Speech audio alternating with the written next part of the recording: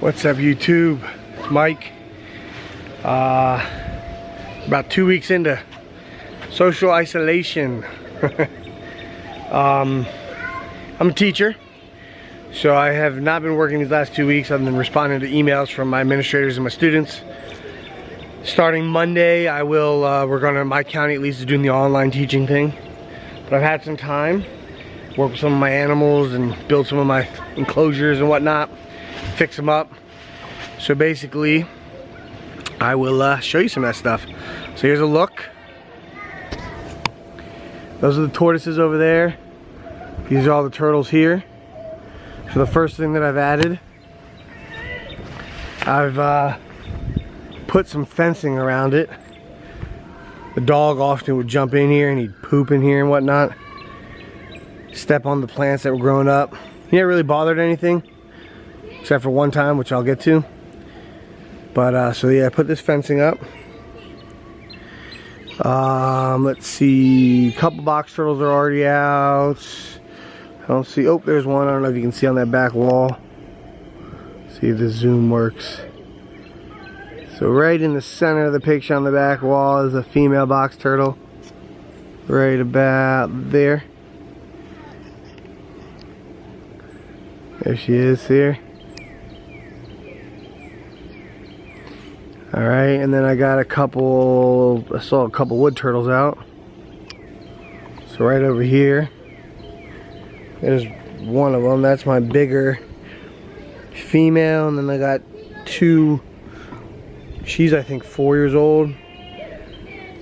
And then I don't know if you can see them underneath in there. That's about I guess this is the 3rd year. About a year behind her. I don't know, I have 2 of the 3-year-olds. I'm not sure male or female yet for them. I bought her as a female. So they're out. Then, oh, I also added these hides. Not the most naturalistic, but turtles seem to like them, and I put a bunch of those out into the enclosures. More hides. Right there on the edge is my biggest female Gulf Coast box turtle. Speaking of which, I should have a bunch of babies for sale in the coming months. I had 27 hatchlings last year, and as they're waking up from their winter brumation and eating, I don't know, maybe another 2-3 weeks, month, I'll do a post probably on Fauna, maybe Morph Market, and I'll be selling the hatchling Gulf Coast box turtles. They're probably my favorite box turtle right now, to be honest. They get bigger than any of the others. And males, that male there, you can't see his face, but his whole chin is all white. There's another couple heads back there. A couple of the Chinese box turtles have come up too. I don't see any out right now. But my big adult female and big adult male are both up, and then one of my larger subadults also came up one of these warmer days. But there's a good shot of her. Alright, and then over here,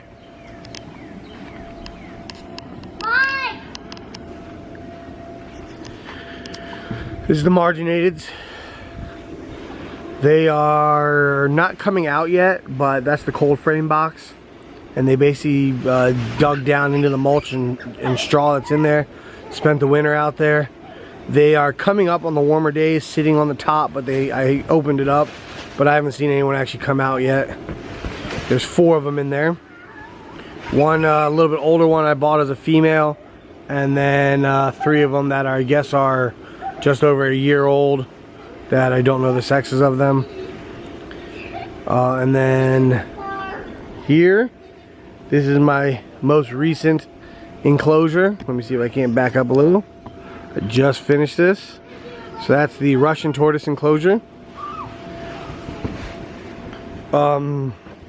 There's 3 of the 5 sitting out right now. Hide, little feed area. So basically in the afternoons, it's March 27th here in Maryland on Friday. I come out, look, see if there's any tortoises out. I put them all back in their hides, and then I put that piece of wood in front of the door and then the log to hold it. Same thing over there. Until it gets warmer, I want to try to make sure all of them are in the hides at night. Once it's like summertime, I'll just leave it open, let them go as they please. But for this time of the year, I just want to get everyone back in the hides at night, because it does still get colder at night. Like today is kind of overcast, but we're in the low 60s. Yesterday was a nice sunny day in the 60s here in Maryland.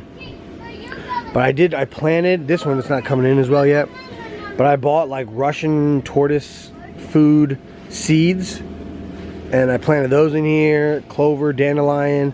I threw some of them in this one as well. This one had a couple plants that I know the tortoises like to eat, grown from last year or hide under. I do the same thing, and I threw like clover with wildflower seeds in the other turtle habitats, which helps grow it up, look nice, give them a little vegetation to chew on, things like that. But yep, there's 3 right there. Actually, the bigger male and the bigger female, which yesterday the male was at least trying to breed her. She wasn't really having much of it, but he was mounting her and whatnot. They're still hiding in the box, but the 3 younger ones came out. If you know any great plants for, like, I love native plants, but plants that Russian tortoises can eat and or marginated tortoises can eat that grow well in Maryland or this type of environment here, I'm always looking to add new plants to these enclosures. So definitely in the comments below, let me know if anything shows up. Or sorry, if there's any plants that you would suggest I put in here for these guys. I do hopefully one day want to get Hermans as well. I know Hermans can live well in Maryland, and maybe put them right over here. I do have more yard. Alright. But yeah, the rest of this video will probably just be some updates of the breeding season. I got a couple clutches of ball pythons. I got a Woma python clutch, a Colombian rainbow boa litter. I got a couple boa ovulations, a boa that's due May 8th. So stuff's coming along, and I have just clips of that, which I'll kind of add on to this video. And yeah, definitely, you know, comment down below if there's anything you'd like to see. As ball pythons in the next month or two, I'm going to start getting tons of clutches from them.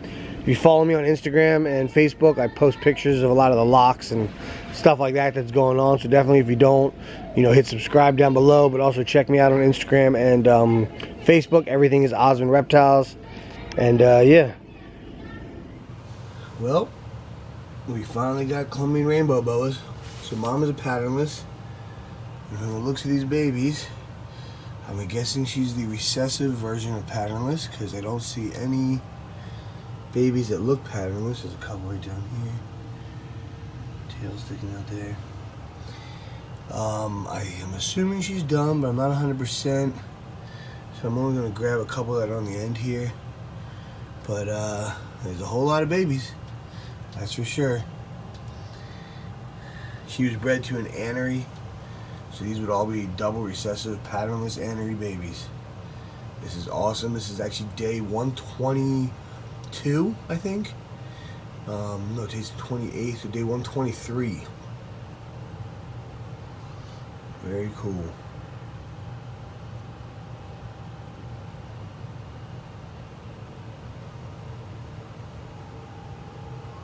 A lot of babies.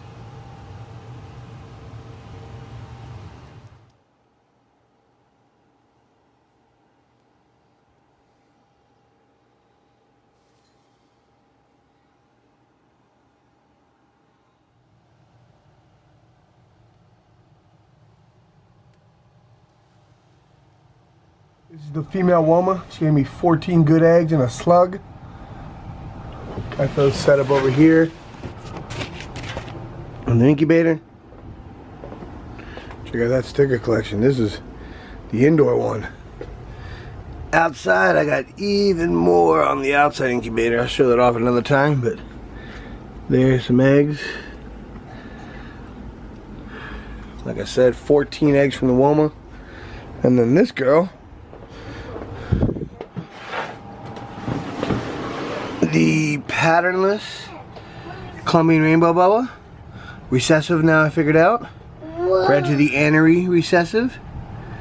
Gave me 14 100% double het babies, 1 stillborn, and 7 slugs.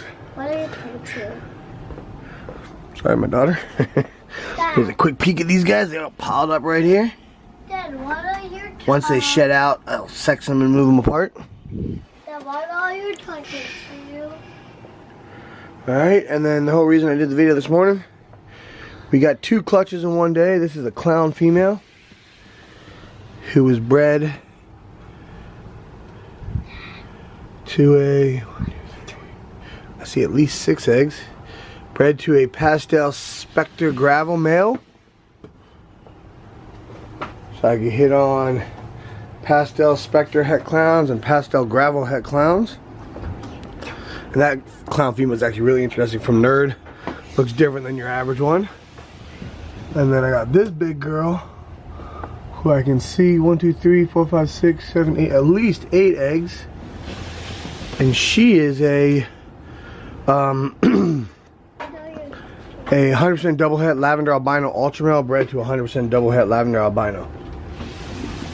This girl's next. This is a blackhead red jean pastel bred to a spot nose clown. Just a quick little update. Alright, Oz and Reptiles out.